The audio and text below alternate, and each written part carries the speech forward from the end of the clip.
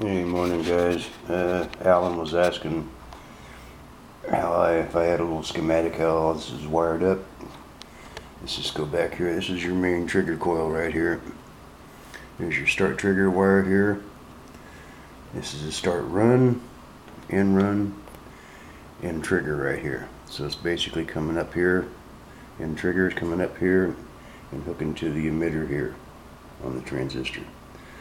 Your start trigger comes over here, hooks up to your pot, comes off the resistors here, and I just have one long bus here that I've run all the way down, and that's where all your resistors are coming off from your base, off your 2N3055, and hooking.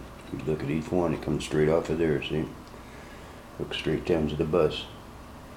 That's what I call it, just one long one. It's like a bus run for all of these here.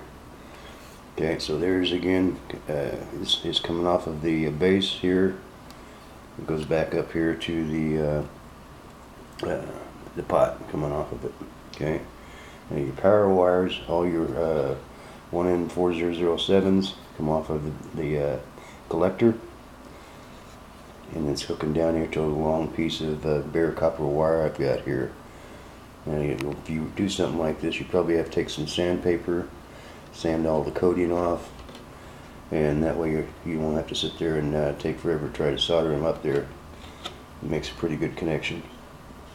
Okay, and now that's just your one primary trigger and run coil setup. When you go to add another transistor, all you have to do is come off of your emitter here, come down to the base, your wire right here. Right, and then that one's running over here, and this one goes up into the negative on your primary battery. Okay, this whole wire right here.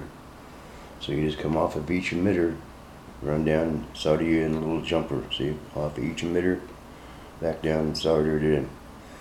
Okay, so all you're basically doing is hooking up your diode coming across from your emitter to your base, and then from your coming off and hooking in a resistor off of each base back up to the line that goes back over here to your pot. Okay, so someone told me a long time ago that you had to hook up the bases, and well, they're already hooked up coming from here, so it's really easy to tie in another resistor or transistor, excuse me. Again, you just hooking a wire straight off of the emitter back to your line. It goes over to your negative run battery. And then you're hooking these. This will come back up off in between your transistor and the back end of your 1N4007s, and you're hooking your line over here, and this goes all the way back up and goes over to your end run. Okay, the other one here will come back over here, and that'll follow back down the bus. This is all hooked up. This is where your two wires come from between the two batteries, from the plus of your primary and your negative of your charged battery. And you'll have two wires that go out, and that just clips onto your batteries. So it's pretty simple, easy way to add more transistors. You just gotta make sure you got really good connections. So hopefully this helps you out, okay?